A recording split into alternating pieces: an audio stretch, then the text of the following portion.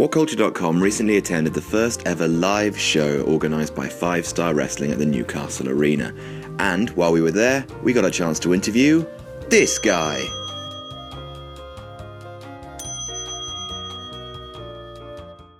Hello everyone, welcome to WhatCulture.com. I'm Kenny McIntosh, as always joined by my arch nemesis, the Daniel Bryan to my Roman Reigns, unfortunately, Adam Blampier. Ding! And I'm also joined by my favourite wrestler. He is the greatest in all the land. He is Grado. It's yourself. I know I say that all the time, but I might as well just start off and get out of the road. You know. Do you ever get sick of saying that? Of course I do every day. Have you ever thought about like, what you'd replace it with, like another? No, because people start buying the t-shirts. You know what I mean, I can't talk about money because people like Chris Renfrew say I'm all into the money. So But on a nicer note, I wanted to bring up my colleague here, Adam, and just see what you thought of something. Adam tried earlier on to speak Scottish, so right, he said. Did you make an accent? Yep, Ding. big time. I said ball bag. Oh, that's good. You have the most English accent I've ever heard in my fucking life. Just say something like I dropped the kids off at the school. Just speak in English. I dropped the kids off at school. That's the most English fucking. Have you ever heard it in your life? But do you know what else he said? We asked him about, have you ever spoke Scottish? And he said, I once spoke Scotch. Oh, you can't say that. Oh, you really dropped me in it, Ken. That's Kenny. is it not? Is it not? Oh, that's Scotch? like that's racist, isn't it? Basically, It's racist, you know what I mean? You can't say that. People fucking hate you for all that shit. You know what I mean? You can't say Scotch. I mean, I don't really give a fuck. Say what you want. You know what I mean? But So, Grado, it's great to have you here. Let's talk a little bit about you and your career and where it's gone. What has been the most surreal moment so far? You've had a lot of stuff happened, but what's been the one that you just go, fuck, that was surreal?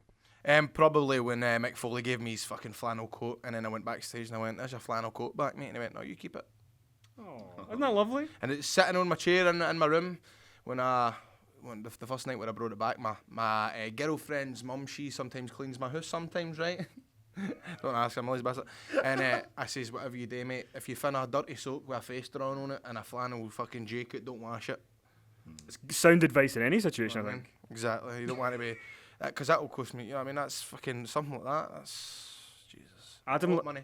Adam likes to ask the hard-hitting questions on What Culture, so what have you got for Grado? Well, of course, you were crowned ICW World Heavyweight Champion at Fear and Loathing. I mean, a huge culmination of a long road. How did it feel? Oh, I felt the best feeling in the world because, I don't know, just because I think the fact that it was like 4,000 folk at SEC, everybody chanting the Like a Prayer, just the atmosphere was second to none, and it was just the fact that I knew that so many people were going to end up seeing it because the amount of people, like when I've been in America last 2 times, the amount of people that are going, "Hey man, I watched that ICW On Demand stuff. Love the Bucky boys." You know what I mean?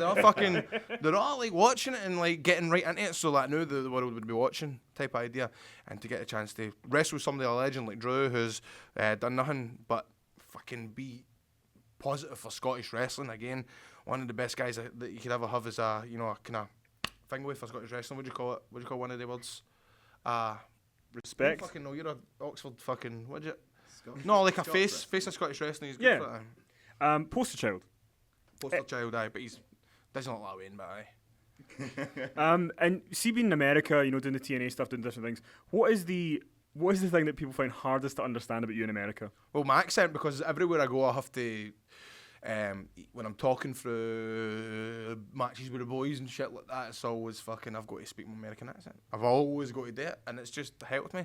I always say, if you're a wrestler, whoever wants to go and wrestle in Japan, wrestle me first, because then you'll know what it's like to wrestle a cunt with a foreign language, because everybody in America wrestling, it's just the same as wrestling a foreign, you know what I mean, a Japanese foreign-speaking guy.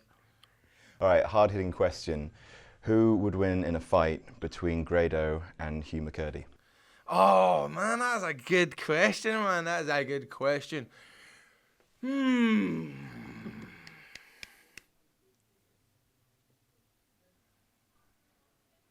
It's a long pause. He's really thinking about this. Oh, Grado's got a truncheon. No! Hugh McCurdy's got a truncheon. Made a cunt of that. But you got there in the end. Handcuffs too. How do you feel about the comparison that people have made in the past about you being like a Scottish Santino Marella? Does that make you laugh, or do you get insulted? Oh, like that. I think Santino was funny as fuck. I'm just gutted he's not wrestling anymore. Because I think that would have been a good match. Bring him out here. It would have been good today in ICW or something like that. Nah. Definitely. It could be worse. It could be like a Scottish... Kamala? I like Kamala.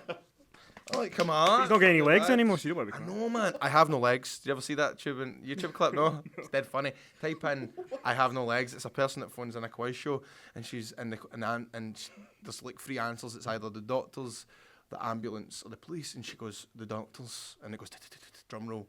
And she goes, I think he's the one that cut my legs off. And the guy's like, what? I think the doctor is the one that cut my legs off. It's so random. You need to type in Quizmania, I have no legs. You'll fucking love this if you've not seen it. Do it. And have you seen the video of Hulk Hogan on a wrecking ball and a thong? No, I've not seen that. What do you think about the idea of Hulk Hogan on a wrecking ball and a thong as a concept? Man, I think that's fucking tight. They go for it. He needs to do it now because he said all the racist words, so he's going to have to. This was pre. Oh, really? Nah, shame on you, son. Come on. Yeah, he did Wrecking Ball in his cycle of redemption. I know what'll win him That's what I'm round. saying. I thought that's what we'd maybe try to do. I don't know. Yeah, get a thong. But okay, there's a lot of hilarity with Grado, but I feel like we need to ask a serious question, like genuinely. So, the other night I was just kind of, on Twitter, and all of a sudden Chris Renfrew posted this video. Well, no, ICW posted it, and it was Chris Renfrew's latest show, and it was in relation to an FSM article that some people got really annoyed about, which was saying that TNA star Grado helped the rise of ICW or something like that. He thought it was more important to do a TNA taping than come here and defend your world heavyweight title. And Renfrew has basically done an interview where he said that you have forgotten where you came from, you don't respect ICW anymore, and that you care more about going to a TNA taping than defending your world title. So I feel like we should just sort of give you the floor for I don't everybody. even want to take the floor because if I talk about that cunt, then that's putting that guy over, and I don't want to even because this interview has been going well. I don't really want to speak about Chris Renfrew. I don't want to give him the platform. People. Alright, we've got tickets to sell to a show. I'm no fucking interested. I want to get this fucking show done with. I want to kick that guy's fucking cunt in. He is an absolute prick. So fuck him. I don't want to talk about him, so fuck him. And that's it. I'm not gonna fuck about that. Do we? I'm alright. It was going well, but I know I'm no putting that guy over. Fuck him, he's a prick. East!